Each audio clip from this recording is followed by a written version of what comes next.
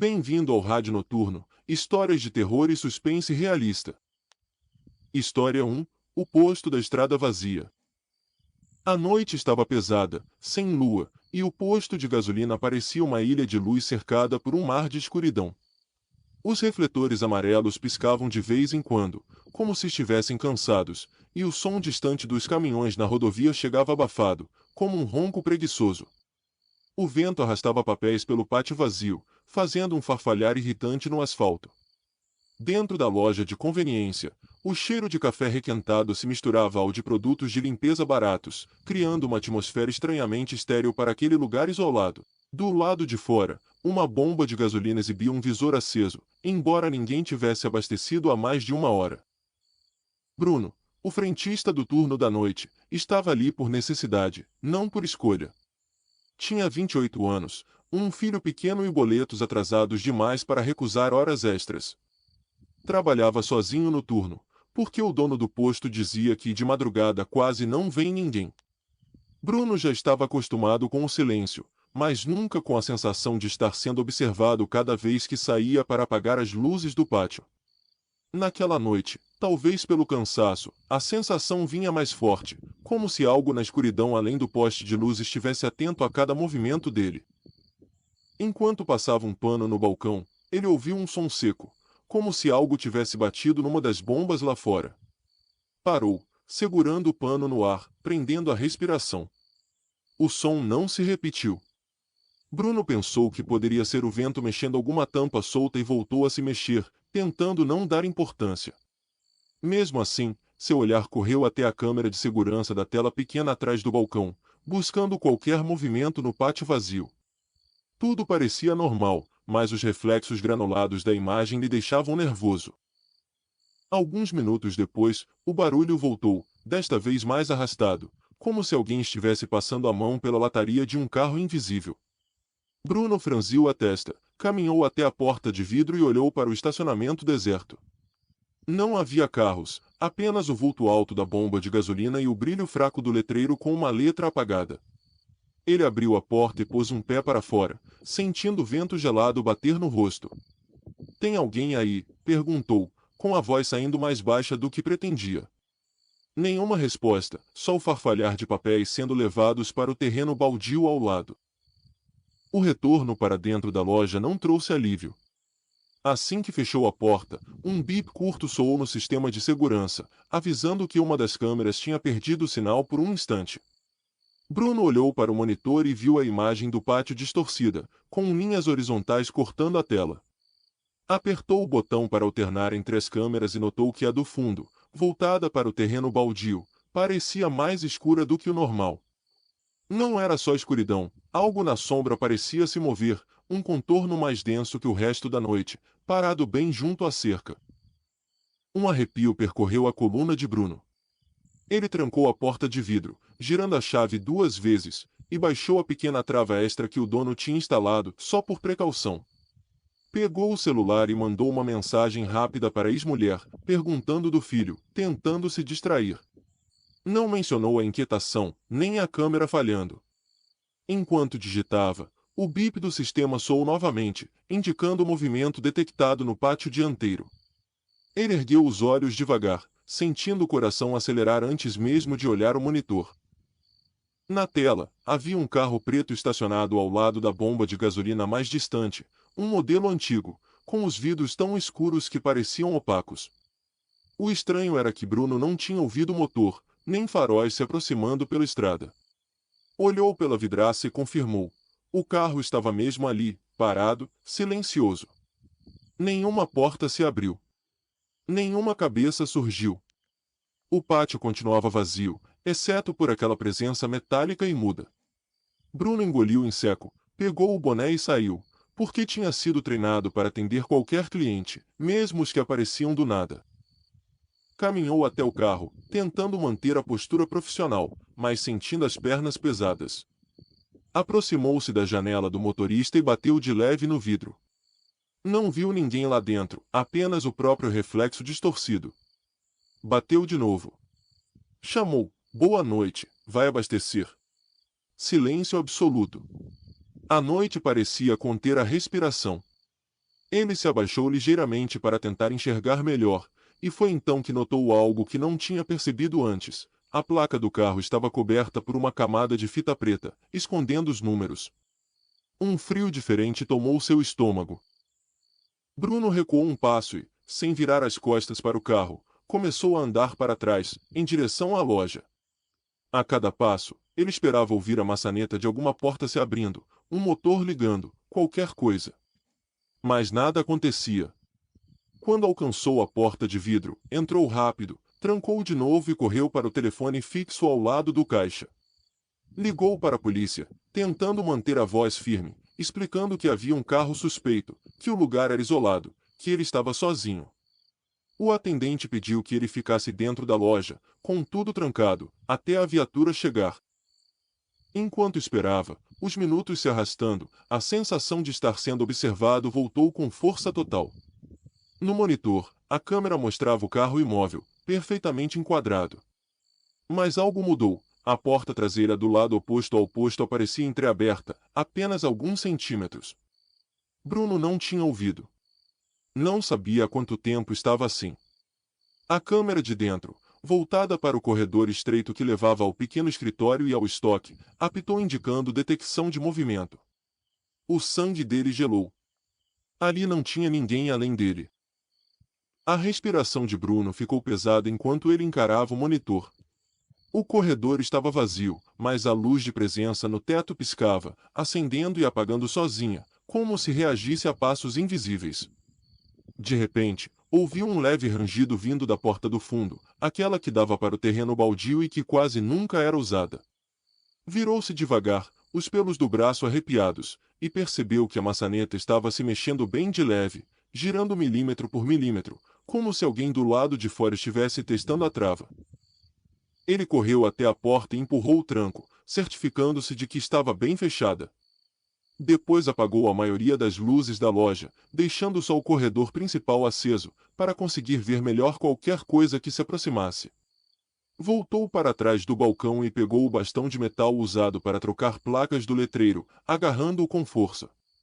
O som voltou, mais forte. Agora não era apenas a maçaneta, mas um empurrão firme, curto, repetido, fazendo o batente vibrar. Bruno sentia o coração batendo nos ouvidos, abafando todos os outros sons. As batidas pararam. O silêncio que se seguiu foi ainda pior. Ele alternava o olhar entre a porta do fundo e os monitores das câmeras. Numa delas, viu algo que fez o estômago virar. A porta traseira do carro preto agora estava completamente aberta, e, pela câmera com visão mais ampla, dava para perceber uma sombra humana se movendo rente à lateral do posto, fora do alcance direto das luzes. Era como se a pessoa soubesse exatamente onde as câmeras não alcançavam. Bruno apertou o telefone de novo, insistindo com a polícia, que garantiu estar a poucos minutos de distância. A sombra chegou até a porta de vidro da frente. Bruno a viu primeiro pela câmera interna, depois pela silhueta desenhada contra a luminosidade fraca do pátio. A figura tentou girar a maçaneta, encontrou a porta trancada e ficou parada, imóvel, por longos segundos. Bruno quase podia sentir o olhar da pessoa atravessando o vidro, mesmo sem conseguir ver seu rosto. De repente, começou um toque suave, ritmado, na porta, 3 batidas, pausa, 3 batidas de novo, como se fosse uma espécie de código. O bastão de metal escorregou um pouco na mão suada de Bruno. Não houve palavra alguma, nenhum pedido de ajuda, nenhuma desculpa por estar tarde.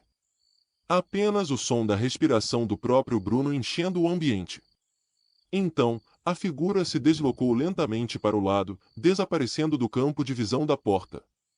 Ele correu para o monitor, tentando rastrear a sombra pelas outras câmeras. Nada. A câmera do terreno baldio apitou novamente, e por um breve segundo a imagem congelada exibiu um rosto desfocado, muito próximo da lente, antes de apagar e voltar com interferência. Bruno recuou instintivamente, como se aquela aproximação tivesse acontecido diante dele. O barulho seguinte veio de dentro, passos rápidos, leves, correndo pelo corredor, como se alguém tivesse encontrado outra forma de entrar. Bruno sentiu as pernas quase falhando, mas se obrigou a se mover, indo em direção ao escritório, onde havia outra porta com tranca mais forte. Entrou, girou a chave e apagou a luz, ficando no escuro, com apenas o brilho azulado do monitor portátil das câmeras.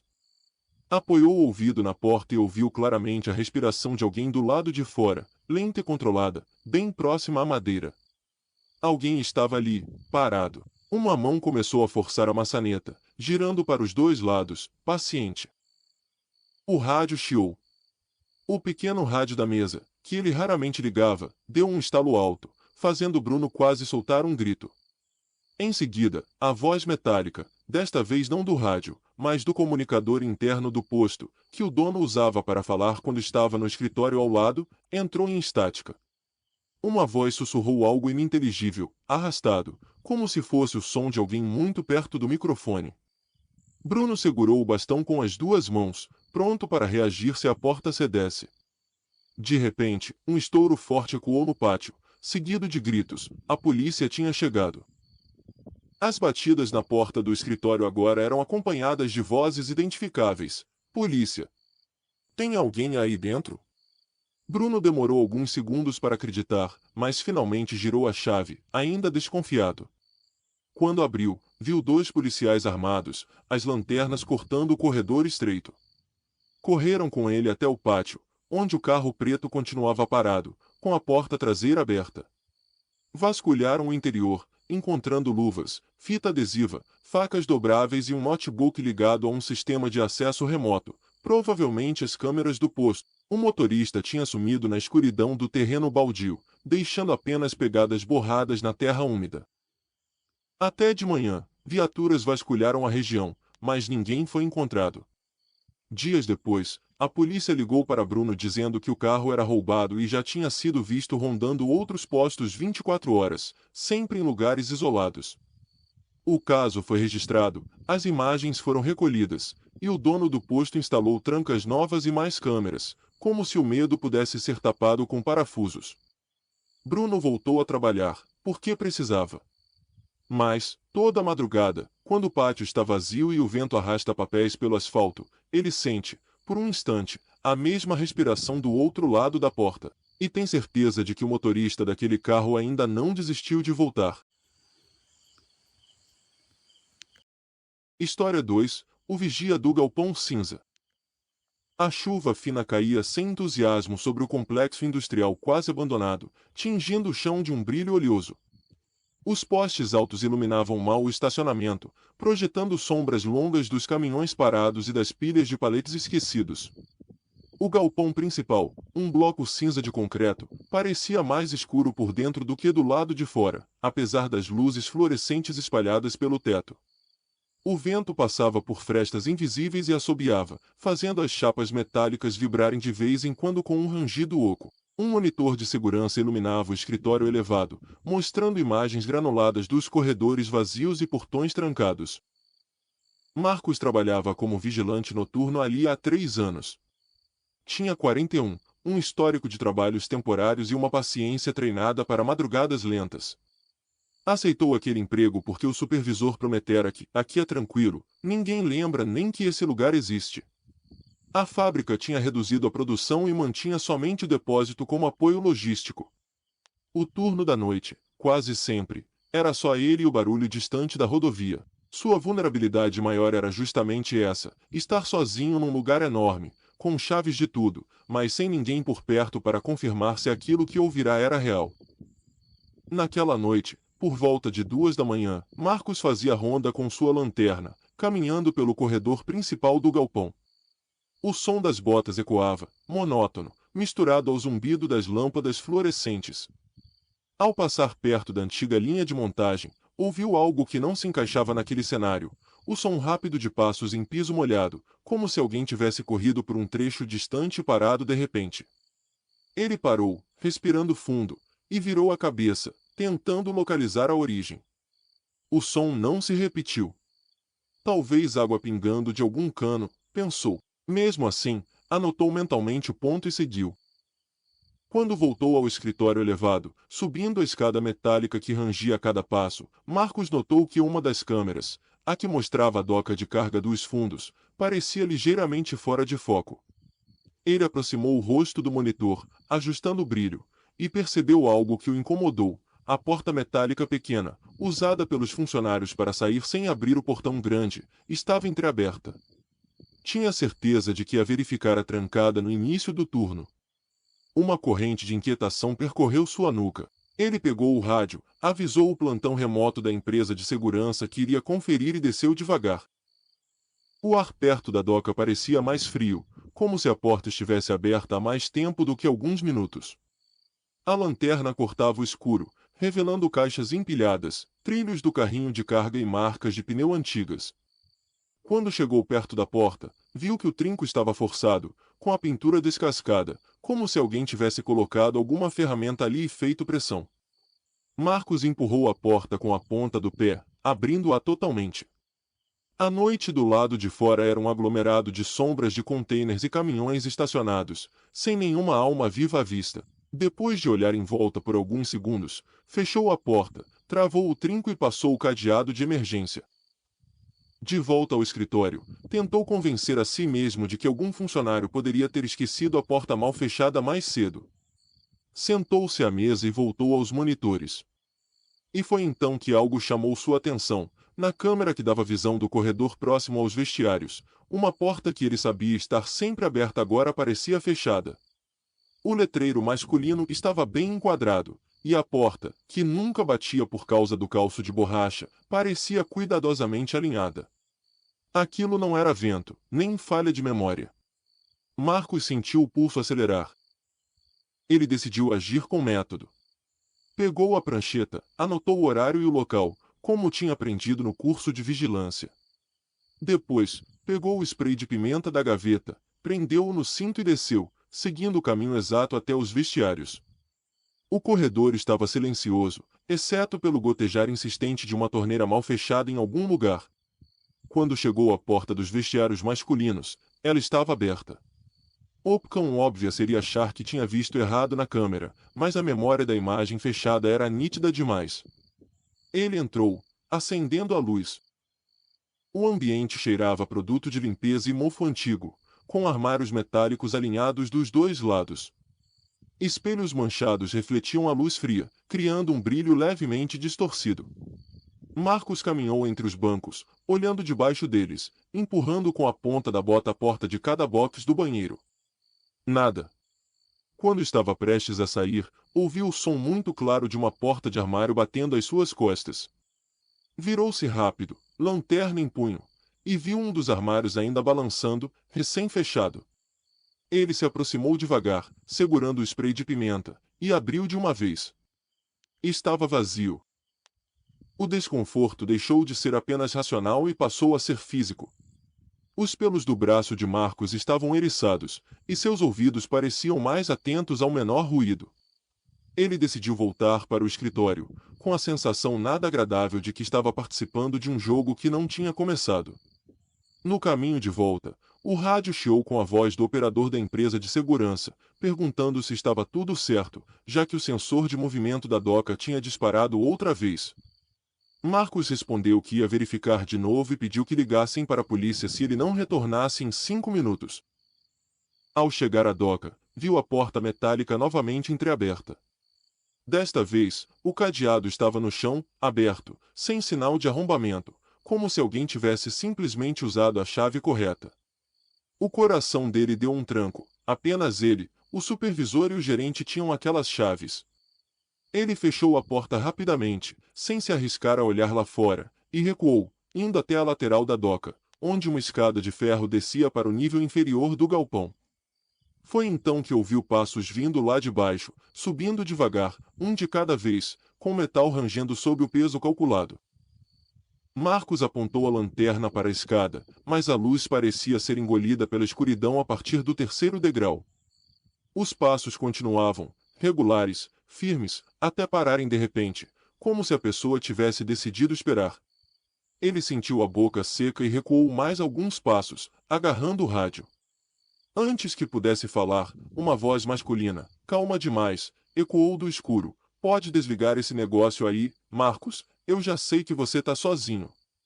O vigilante sentiu um gelo interno, não por saber que havia alguém ali, mas porque aquele alguém sabia seu nome. Usando toda a disciplina que tinha, Marcos recuou sem virar as costas, indo em direção ao corredor principal. Apertou o botão de emergência no rádio, aquele que enviava um alerta silencioso para a central. A voz na escada riu baixo, um som curto, quase divertido, e os passos recomeçaram, agora um pouco mais rápidos. Marcos correu, finalmente, ouvindo os passos atrás dele, ecoando pelo corredor. Entrou no escritório, trancou a porta e encostou uma cadeira, tremendo de adrenalina. Ouviu a maçaneta ser testada, girada com força, e depois o som de algo metálico sendo manipulado do lado de fora, como se o intruso estivesse tentando abrir com ferramentas. As câmeras mostravam um homem encapuzado andando pelos corredores, evitando sempre olhar diretamente para os domos das lentes. Ele se movia com familiaridade, como se já conhecesse o lugar. Na doca, outra figura apareceu, desta vez sem capuz, usando boné e máscara cirúrgica. 2, pelo menos. Em poucos segundos, estavam diante da porta do escritório, um deles com algo que parecia uma alavanca. A madeira tremeu com a primeira tentativa de arrombamento. Marcos avisou a polícia pelo telefone fixo, enquanto o rádio da empresa confirmava que a viatura já estava a caminho.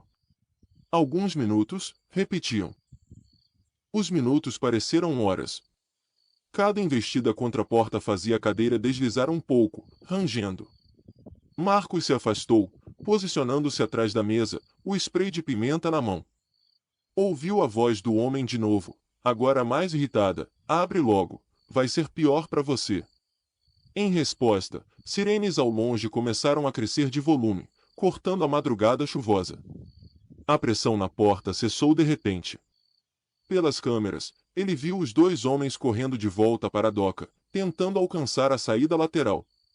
Mas quando abriram a porta, deram de cara com as luzes giratórias da polícia iluminando o pátio. A perseguição foi rápida. Do escritório, Marcos assistiu, em choque, enquanto os suspeitos eram dominados no chão molhado, algemados e revistados. A polícia encontrou com ele chaves falsas, cópias de crachás, plantas antigas do galpão e um celular com mensagens detalhando os hábitos do vigilante, horários de ronda, pontos cegos das câmeras, até o tempo médio que ele demorava no banheiro. Alguém por dentro tinha passado essas informações. Dias depois, descobriu-se que o supervisor, recentemente demitido, havia vendido os dados para a quadrilha. O caso foi resolvido, os homens presos, o supervisor indiciado. No entanto, quando a noite cai e a chuva fina volta a bater no telhado do galpão cinza, Marcos sente o eco dos passos subindo pela escada metálica, mesmo quando está tudo silencioso. Ele sabe que aqueles dois foram pegos, mas também sabe que o celular apreendido mencionava outras pessoas, outros turnos, outros endereços já marcados. E, às vezes, enquanto olha os monitores, tem a nítida sensação de que alguém, em algum lugar, ainda está observando cada movimento dele, anotando tudo para um próximo plano. História 3, o quarto 312. O hospital universitário parecia ainda mais frio à noite, iluminado por lâmpadas brancas que deixavam as paredes numa tonalidade quase azulada. Os corredores longos se sucediam como túneis, com portas idênticas marcadas por números e pequenos visores de acrílico. O ar carregava um cheiro misto de desinfetante, álcool e algo metálico que nunca desaparecia. Lá fora, a chuva batia nas janelas altas, desenhando riscos irregulares que distorciam as luzes da cidade. O relógio digital do posto de enfermagem marcava 2h17 da manhã quando o bip constante dos monitores parecia formar uma trilha sonora cansada, repetitiva. Ana, técnica de enfermagem, estava no seu terceiro plantão noturno consecutivo. Tinha 26 anos, olheiras profundas e a sensação constante de estar sempre atrasada para alguma coisa. Aceitara pegar mais plantões para juntar dinheiro e sair da casa dos pais, mas o cansaço começava a cobrar caro. Naquela ala, ela era responsável por checar os pacientes de uma sequência de quartos, entre eles o 312, um quarto de isolamento no final do corredor. O 312 costumava ficar vazio, usado apenas em casos específicos. O fato de ficar tão afastado do restante dos quartos tornava sua existência discretamente incômoda. Naquela noite, o 312 estava oficialmente desocupado. Ana sabia disso porque conferira a planilha no início do plantão. Enquanto organizava medicações no posto de enfermagem, ouviu o som sutil de uma campainha de chamada de paciente. Era diferente das outras, mais agudo. Ela levantou os olhos para o painel de chamadas e viu uma luz vermelha acender na linha 312. Franziu a testa, achando que fosse erro. Tocou um dos botões de teste do painel e a luz continuou firme, piscando em um ritmo insistente. Não tem ninguém lá, murmurou, mais para si mesma do que para a colega que cochilava discretamente na sala ao lado. Mesmo achando que era falha no sistema, Ana pegou o tablet e caminhou pelo corredor. Cada passo ecoava sob o piso encerado, e as sombras das cadeiras de rodas ao longo da parede se alongavam de forma estranha com a luz de emergência. Quando chegou à porta do 312, viu o aviso de quarto desocupado ainda preso ao lado da maçaneta. A luz de chamada sobre a porta, porém, estava acesa, emitindo um brilho vermelho constante. Ela respirou fundo, girou a maçaneta e entrou. O quarto estava frio, mais frio que o corredor. A cama estava perfeitamente arrumada, lençóis esticados, nenhum equipamento ligado. Ainda assim, o som da campainha continuava, vindo da parede ao lado da cabeceira. Ana caminhou até o painel de chamada do paciente e apertou o botão de cancelar. O som parou imediatamente, e a luz vermelha sobre a porta apagou. Por alguns segundos, tudo ficou em silêncio, exceto pelo barulho distante de um carrinho sendo empurrado em outro andar.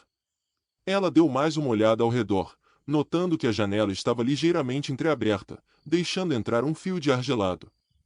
Fechou o vidro, ajustou a persiana e saiu, apagando a luz do quarto. O corredor a recebeu com um silêncio denso. Quando estava à metade do caminho de volta ao posto de enfermagem, a campainha tocou de novo. Agora, a luz vermelha do 312 piscava mais rápido, como se o chamado fosse urgente. Ana sentiu o coração acelerar. Virou-se, voltando pelo corredor, e percebeu algo que a deixou ainda mais inquieta. A fresta de luz por baixo da porta do 312 indicava que a luz do quarto estava acesa. Ela tinha certeza de tê-la apagado. Aproximou-se devagar, encostou a mão na maçaneta, que estava gelada, e entrou. A cama continuava vazia, mas o colchão parecia levemente afundado, como se alguém tivesse acabado de se levantar. O lençol apresentava uma marca no centro, um vinco que não estava lá antes. Ana tragou a saliva, tentando racionalizar. Talvez algum residente tivesse passado ali, talvez o quarto tivesse sido usado de última hora. Pegou o tablet e atualizou a lista de internações. O quarto 312 seguia vazio no sistema, sem registros recentes. Quando aproximou o dedo do botão de cancelamento no painel, ouviu, vindo do banheiro do quarto, o som inconfundível de uma torneira sendo fechada, com aquele pequeno chiado de pressão. A porta do banheiro estava entreaberta, deixando escapar uma faixa de luz amarelada. Nenhuma voz, nenhum movimento visível, apenas a torneira silenciosa depois de um uso invisível. Ela sentiu a vontade quase infantil de simplesmente sair correndo, mas sua formação e o medo de parecer ridícula a seguraram. Caminhou até a porta do banheiro, batendo de leve. "Tem alguém aí?" perguntou. Nenhuma resposta. Empurrou a porta devagar. O banheiro estava vazio, mas o espelho estava embaçado, como se alguém tivesse tomado um banho quente ali pouco antes, o que era impossível, já que o chuveiro elétrico estava desligado do quadro geral. No meio do espelho, onde o vapor se dissipava mais devagar, havia um círculo limpo, como se um dedo tivesse desenhado um olho olhando de volta para ela. O estômago de Ana revirou. Saiu rápido do quarto, deixando a luz acesa desta vez. No corredor, respirou fundo, tentando se convencer de que aquilo era fruto do cansaço somado a algum defeito elétrico e, talvez, a brincadeira de alguém. Voltou ao posto de enfermagem, fez anotações mecânicas e decidiu ignorar o painel por alguns minutos. Mas o hospital parecia não querer ser ignorado. A campainha do 312 tocou novamente, agora acompanhada pelo som de algo caindo, um baque surdo vindo do final do corredor. A colega de Ana, já acordada pelo barulho, a olhou com uma mistura de irritação e medo. "Esse quarto nem devia estar ligado, né?" comentou. As duas decidiram ir juntas. Caminharam lado a lado, sentindo o ar ficar mais frio a cada passo, como se o final do corredor fosse um freezer aberto. Ao se aproximarem do 312, viram algo diferente. A porta agora estava escancarada, e a luz dentro do quarto piscava, acendendo e apagando com intervalos irregulares. No chão, bem na entrada, havia uma prancheta caída, folhas espalhadas, como se alguém tivesse esbarrado nela ao passar. Ana se abaixou para pegar a prancheta e reconheceu o nome que constava no papel de cima. Um paciente que havia morrido naquela ala 2 semanas antes, após longos dias no isolamento do 312. O painel de chamada ao lado da cama estava com a luz acesa, embora ninguém tivesse tocado nele na frente delas. As duas trocaram um olhar silencioso, uma mistura de incredulidade e medo. A colega, menos corajosa, murmurou que ia chamar o médico de plantão e recuou pelo corredor, deixando Ana sozinha no quarto. A luz finalmente se estabilizou, e o bip da chamada cessou. O silêncio que se instalou não era o silêncio normal do hospital, parecia um silêncio espesso, quase físico, pressionando o peito de Ana. Ela se aproximou da cama, sem saber exatamente o que procurava. Foi então que sentiu, mais do que ouviu, uma presença atrás de si. Não era um som específico, mas a mudança no ar, a sensação de que alguém ocupava o espaço logo às suas costas. Os pelos da nuca se arrepiassem, e um arrepio quente percorreu sua coluna. Lentamente, virou a cabeça, apenas o suficiente para ver, pelo canto do olho, a silhueta de alguém sentado na poltrona ao lado da janela, onde antes não havia nada. A figura era apenas um contorno escuro, mas a impressão era de que a encarava diretamente. Quando se virou completamente, a poltrona estava vazia. A janela, porém, estava novamente entreaberta, a cortina tremendo com o vento. Ana deu 2 passos para trás, o coração martelando no peito. Nesse momento, o painel de chamada emitiu um único bip longo, diferente dos outros, e se apagou completamente, como se tivesse sido desligado da tomada. Do corredor, chegaram vozes apressadas, o médico, a colega, um residente. Todos entraram, acenderam a luz, verificaram o quadro elétrico do quarto. Nada de estranho, a não ser o fato de que o painel do 312 estava desconectado da rede principal havia semanas, desde a morte do último paciente, segundo o técnico de manutenção que foi chamado depois. O episódio foi motivo de piada para alguns, de superstição silenciosa para outros. Oficialmente, o relatório indicou falha no painel e erro humano na checagem. Contudo, naquele mesmo plantão, enquanto fechava os registros no computador, Ana recebeu uma notificação no sistema, chamada não atendida, quarto 312, horário 2h17. O campo origem do sinal aparecia marcado como manual, como se o botão ao lado da cama tivesse sido pressionado. Não havia explicação técnica para isso. Nos dias seguintes, ela pediu transferência de ala, evitando passar pelo corredor do 3º andar. Ainda assim, de vez em quando, durante a noite, ouvia distante, misturado ao som dos outros aparelhos, um bip agudo e insistente, como o de uma chamada vindo de muito longe. Alguns colegas, sem saber da história, comentavam que aquele quarto lá no fim é esquisito, parece que nunca fica realmente vazio. O 312 continua oficialmente fechado, mas a luz vermelha da chamada, por vezes, é vista acendendo sozinha nos reflexos das janelas, mesmo quando o painel está desligado. E ninguém parece realmente disposto a descobrir quem é que insiste em chamar. História 4. Turno final no estacionamento G5. O subsolo do shopping era um mundo à parte, ainda acordado quando as lojas lá em cima já dormiam. O estacionamento G5, o nível mais baixo, vivia numa semi-escuridão permanente, com lâmpadas fluorescentes mal distribuídas e colunas de concreto que viravam sombras grossas. O cheiro de borracha, óleo e umidade se misturava ao eco distante de algum carrinho de limpeza esquecido. A essa hora, quase 3 da manhã, apenas alguns carros permaneciam ali, de funcionários em fechamento e de motoristas que preferiam dormir no volante antes de pegar estrada. As câmeras de segurança fixadas no teto observavam tudo em silêncio.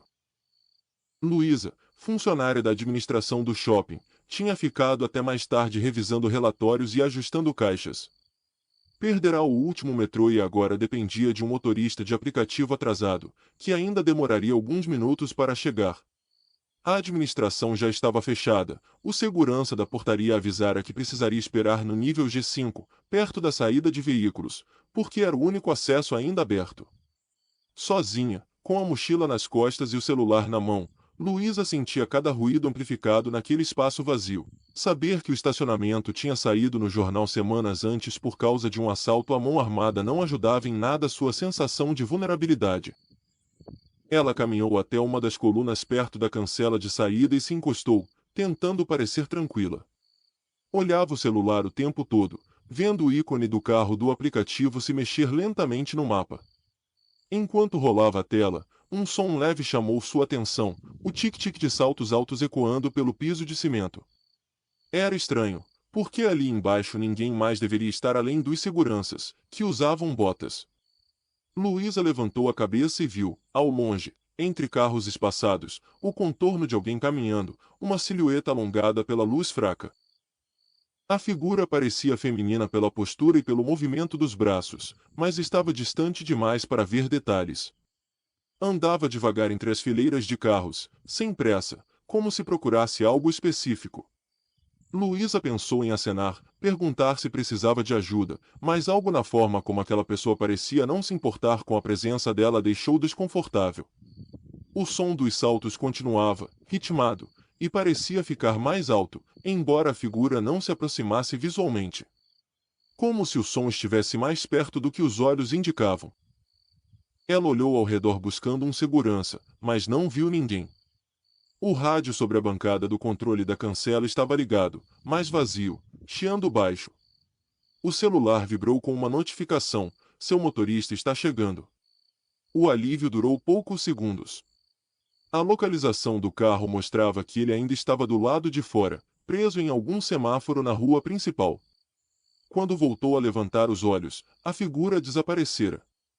O som dos saltos, porém, continuou, agora ecoando às costas de Luísa. Um arrepio correu pela espinha dela. Virou-se rápido e viu, a uns 20 metros, uma pessoa parada entre dois carros, uma sombra recortada contra a luz de emergência. Era alguém usando um casaco escuro com capuz, calça justa e, sim, saltos altos. A postura era estranha, o corpo parado, mas a cabeça levemente inclinada, como se estivesse observando cuidadosamente cada movimento de Luísa. Por um instante, as duas ficaram imóveis, encarando-se. Então, a pessoa deu um passo à frente, entrando numa faixa de luz mais clara, revelando um rosto parcialmente coberto por uma máscara cirúrgica escura. Você sabe que aqui embaixo não é lugar seguro para ficar sozinha, né? A voz da figura veio abafada pela máscara, mas era claramente feminina. Luísa tentou responder de forma firme, dizendo que o motorista estava a caminho, que um segurança sabia onde ela estava. A mulher sorriu por baixo da máscara, os olhos estreitando-se num gesto que não transmitia simpatia. Segurança, repetiu, dando mais 2 passos, aproximando-se. Eles não descem aqui há pelo menos meia hora. Eu observei. Essa frase, dita com naturalidade, acendeu um alerta ainda mais forte na cabeça de Luísa. Ela recuou instintivamente, aproximando-se da cabine vazia da cancela. Procurou o botão de interfone que ligava à central de segurança, mas o painel parecia desligado, sem qualquer luz indicativa. Os saltos continuavam a se aproximar, cada passo ecoando em várias direções. Luísa apertou o celular nas mãos, abriu o discador de emergência e, com a voz controlada, disse que já tinha chamado a polícia, mesmo sem ter feito a ligação de fato. A mulher parou por um instante, inclinando a cabeça para o outro lado, como se estivesse avaliando se valia a pena arriscar. O problema de mentir é quando a outra pessoa tem mais informações do que você, disse a desconhecida, apontando com o queixo para o celular de Luísa. Seu aplicativo ainda mostra que seu motorista está 5 minutos longe. E o sinal aqui embaixo vive caindo. Já testei.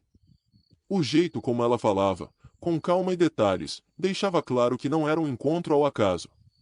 Luísa sentiu o coração disparar. Olhou para os carros ao redor, calculando possíveis rotas de fuga. A escada de acesso ao G4 ficava a uns 30 metros atrás dela. Se corresse, talvez. Antes que pudesse tomar a decisão, outro som entrou na cena, o clique suave de uma porta de carro trancando e destrancando, vindo de algum lugar à esquerda. A mulher de máscara virou o rosto rapidamente na direção do barulho, distraída por um segundo. Foi tudo que Luísa precisava. Ela largou a coluna onde estava encostada e disparou em direção à escada, ouvindo atrás de si o eco dos saltos que passaram de um passo calmo para uma corrida decidida. O som se aproximava rápido demais. As colunas do estacionamento pareciam se repetir, tornando o caminho confuso. Luísa chegou à base da escada, empurrou a porta corta-fogo e começou a subir, sentindo o ar pesado e o coração martelando. A porta logo abaixo dela bateu com força, e o som dos saltos agora ecoava no vão da escada, mais próximo, misturado ao render metálico dos corrimãos. No meio do caminho, entre o G5 e o G4, uma luz fluorescente estava queimada, mergulhando o trecho num breu angustiante. Luísa subiu 2 degraus de cada vez, tateando a parede. No escuro, ouviu a voz da mulher, agora mais agressiva. Não adianta subir, eu sei todos os acessos desse lugar. Você não faz ideia de quanto tempo eu passo aqui embaixo. Quando finalmente alcançou a porta do G4, Luísa a empurrou com força, saindo para um andar igualmente vazio, mas um pouco mais claro. Correu para trás de um carro grande, agachando-se entre a roda e o para-choque, tentando controlar a respiração. A porta da escada abriu-se de novo, rangendo, e os saltos ecoaram pelo piso. Pelo reflexo do vidro lateral de um carro vizinho, ela viu a figura da mulher cruzando o corredor entre as vagas, andando lentamente, procurando. As mãos dela agora estavam livres, sem bolsa, e uma luva de couro cobria os dedos. A perseguição se transformou num jogo silencioso. A cada passo da mulher, Luísa ajustava levemente sua posição, usando os veículos como escudo, sempre mantendo uma coluna ou um carro entre as duas. O celular vibrava na mão suada, uma mensagem do motorista avisando que havia chegado ao shopping. A notificação mostrava: estou na saída de veículos, G5. Ironia cruel.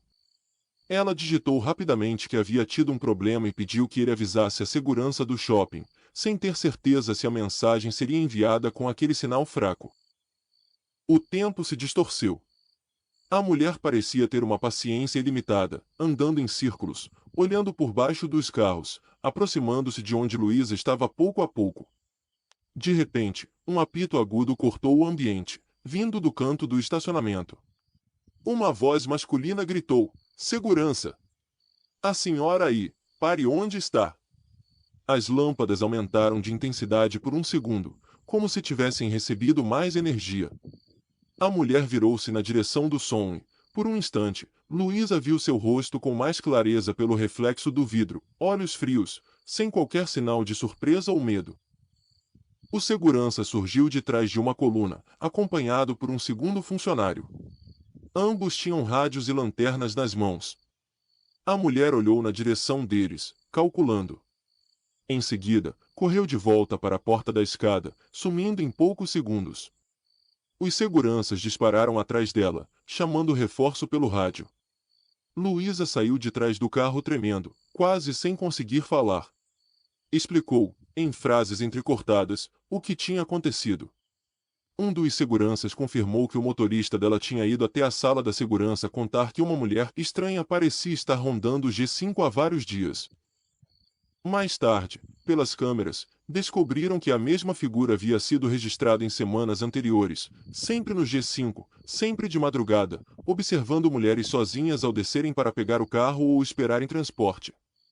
Em uma das gravações, ela aparecia anotando placas de veículos e seguindo discretamente determinadas pessoas até os elevadores. A polícia foi chamada, imagens foram cedidas, e a administração apertou as medidas de segurança, acrescentando rondas fixas no subsolo. Apesar de toda a movimentação, a mulher nunca foi identificada. As câmeras captavam sempre rostos parcialmente cobertos, placas de carro borradas, movimentos que terminavam em pontos cegos. Luísa passou a evitar qualquer estacionamento fechado à noite, mesmo em outros lugares. Às vezes, quando o elevador abre num subsolo qualquer, ela jura ouvir, misturado ao som dos motores e alarmes, o tic-tac de saltos altos se aproximando. E sempre olha 2 vezes para as colunas, certa de que alguém pode estar parado ali, observando, esperando só mais um descuido. História 5. Plantão na ala antiga. O prédio antigo do hospital psiquiátrico ficava nos fundos do complexo, meio escondido por árvores altas e um muro coberto de musgo. À noite, parecia uma sombra sólida recortada contra o céu sem estrelas. As janelas altas tinham barras de ferro enferrujadas, e algumas delas ainda exibiam cortinas amarelecidas pelo tempo. Por dentro, o corredor principal era iluminado por poucas lâmpadas amareladas, que deixavam as paredes descascadas com uma tonalidade doente. O piso de ladrilhos claros refletia a luz em manchas irregulares, e o ar cheirava a umidade e desinfetante antigo. Rafael, enfermeiro recém-contratado, tinha sido escalado para cobrir um plantão noturno na ala antiga, usada atualmente apenas como setor de observação de baixa lotação. Disseram a ele que era mais tranquilo ali, poucos pacientes, um ritmo mais calmo. Tinha 30 anos, ainda se acostumando com a rotina, e carregava a insegurança silenciosa de quem sabe ser o novato. A ala antiga o intimidava um pouco, não tanto pelas histórias que circulavam entre os funcionários, mas pela sensação de estar separado do restante do hospital, como se fizesse parte de outra época. Naquela noite, apenas 3 pacientes ocupavam quartos distantes uns dos outros. Rafael fazia rondas regulares, conferindo medicações, sinais vitais e trancas nas portas. Na sala de enfermagem, um rádio antigo deixava escapar uma música baixa, tentando amenizar o silêncio denso dos corredores. Por volta de 1h30 da manhã, enquanto preenchia prontuários, ouviu um som discreto, mas claro, o tilintar de chaves batendo umas nas outras, vindo do corredor. Instintivamente, olhou para o seu próprio chaveiro, que estava em cima da mesa, imóvel. Franziu a testa e se levantou. Ao sair para o corredor, não viu ninguém. O som tinha parado. O ar parecia mais frio, e uma corrente de vento leve atravessava o corredor, embora nenhuma janela estivesse aberta. Rafael deu alguns passos, olhando para as portas fechadas dos quartos, e quase riu de si mesmo, atribuindo o ruído a algum metal solto em alguma maca velha. Estava prestes a voltar quando ouviu outra coisa, o rangido lento de uma porta se abrindo em algum ponto da ala, seguido pelo clique suave da tranca batendo no batente. Ele olhou para o painel de controle das portas, instalado na parede ao lado da sala de enfermagem. Nenhum alerta, nenhuma luz indicava abertura de quarto. Mesmo assim, decidiu caminhar pelo corredor, contando as portas. A cada passo, dizia mentalmente o número dos quartos, lembrando-se de quem estava em cada um. Quando chegou à porta do quarto 08, notou algo fora do padrão. A pequena janelinha de observação, que costumava ficar fechada, estava aberta, revelando apenas escuridão lá dentro. Rafael fechou a janelinha, estranhando, e seguiu. Ao se aproximar do final do corredor, ouviu, muito claramente, uma voz baixa vindo de trás de si. Era uma voz masculina, rouca, falando devagar, mas as palavras não eram nítidas. Virou-se rápido, e o corredor estava vazio, iluminado apenas pelo brilho fraco das lâmpadas. Os 3 pacientes que estavam internados naquela ala, ele sabia, ou dormiam profundamente ou estavam sedados há horas. O silêncio voltou a se espalhar, mas agora tinha um peso diferente, como se o prédio estivesse prestando atenção nele. Rafael decidiu ser mais sistemático. Voltou à sala de enfermagem, pegou o mapa da ala antiga e conferiu cada símbolo, cada indicação de porta e alarme. Notou, com um incômodo crescente, um quarto marcado com um X vermelho, no final de um corredor lateral, quarto 21. Ao lado, uma anotação antiga, quase ilegível, indicava desativado. Ele não se lembrava de ter visto aquele quarto na ronda inicial. Talvez estivesse trancado, esquecido. O som metálico das chaves ecoou de novo, como se alguém agitasse um molho no final daquele corredor lateral, fora de vista. A curiosidade lutava com o desconforto. No fim, venceu a obrigação profissional. Se havia uma porta ali, precisava saber se estava realmente trancada. Rafael seguiu pelo corredor lateral, onde as lâmpadas eram ainda mais espaçadas. Em alguns pontos, ficava no escuro por alguns segundos até alcançar a próxima ilha de luz. Quando chegou ao final, encontrou uma porta diferente das outras, mais pesada, com uma pequena grade na altura do rosto, agora coberta por um pedaço de metal. Uma plaquinha quase apagada exibia o número 21. A maçaneta parecia ter sido substituída por um dispositivo mais antigo, com um buraco de chave largo. Ele testou a maçaneta, trancada. Boa notícia, pensou, embora algo no peito continuasse apertado. Ao se virar para voltar, ouviu um som vindo de dentro do quarto, atrás da porta grossa. Um som simples, cotidiano, mas completamente deslocado naquele contexto, passos curtos percorrendo um espaço pequeno, indo de um lado para o outro, como alguém que anda de um canto ao outro de um quarto, impaciente. O coração de Rafael acelerou. Levou um instante para aceitar que, sim, o som vinha de dentro. Encostou a orelha na porta, tentando ouvir melhor. Os passos pararam. Em seguida, um suspiro longo, muito próximo, como se alguém estivesse do outro lado, na mesma posição que ele. Rafael recuou de um pulo, o sangue gelado.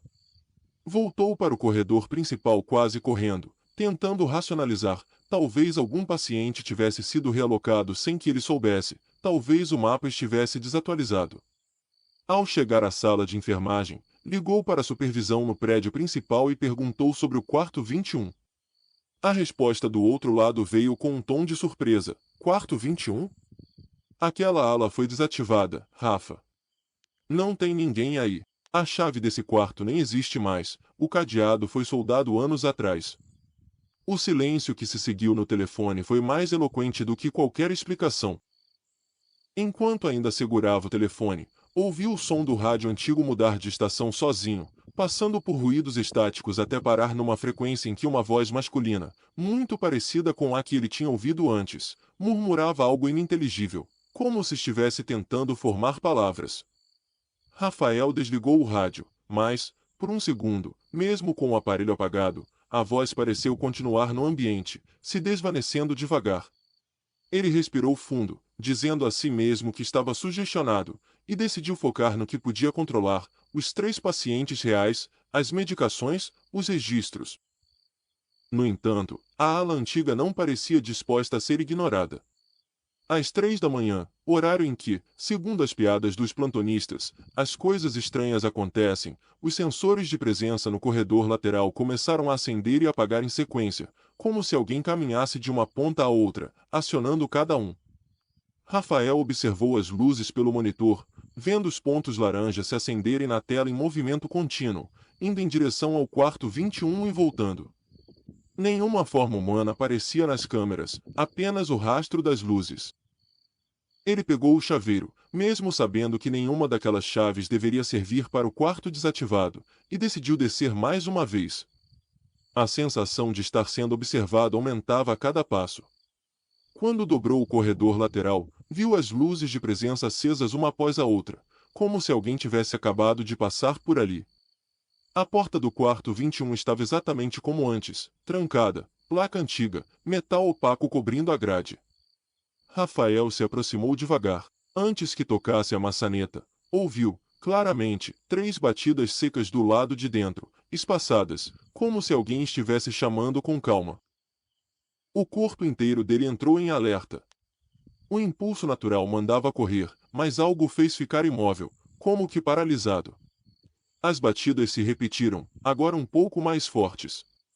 Ele finalmente recuou, virando as costas para a porta, o coração disparado. Enquanto caminhava de volta, os sensores de presença apagavam-se atrás dele, um por um, mergulhando o corredor em escuridão progressiva. Era como se a ala quisesse expulsá-lo. Ao chegar ao corredor principal, uma das pacientes acordou gritando, dizendo que o homem do quarto escuro estava andando de novo. Ela não tinha como saber da visita de Rafael ao quarto 21. O restante da noite foi um equilíbrio tenso entre o trabalho normal e os ruídos esporádicos, o tilintar de chaves onde não havia ninguém, passos que paravam assim que ele se aproximava, o rádio insistindo em mudar de frequência. Quando o turno finalmente acabou e o sol começava a clarear o céu, Rafael saiu do prédio antigo com a sensação de que estava deixando algo para trás que, ao mesmo tempo, vinha junto com ele. Dias depois, curioso e inquieto, ele perguntou a uma enfermeira mais velha sobre o quarto 21. Ela hesitou antes de responder, olhando em volta como se verificasse se alguém escutava. Contou, em voz baixa, que, anos antes, um paciente de longa internação havia vivido naquele quarto, alguém que sabia imitar vozes, sons, chaves, passos. Depois que ele morreu, começaram a surgir relatos de barulhos, chamados, luzes acendendo sozinhas. A direção encerrou a ala e soldou a porta, para evitar comentários. Oficialmente, nada constava nos registros. Rafael continua trabalhando no hospital, mas evita plantões na ala antiga. Ainda assim, em plantões em outros prédios, às vezes, no silêncio da madrugada, ele ouve, muito ao fundo, o som de chaves tilintando, seguido de 3 batidas secas imaginárias em alguma porta que ninguém vê. E não tem certeza se o quarto 21 ficou preso lá atrás, no prédio isolado, ou se a presença que anda de um lado para o outro naquele espaço estreito encontrou outras maneiras de percorrer os corredores. De qualquer forma, a sensação de que ele não estava sozinho naquela noite nunca mais o deixou realmente. Você ouviu o Rádio Noturno. Até o próximo relato.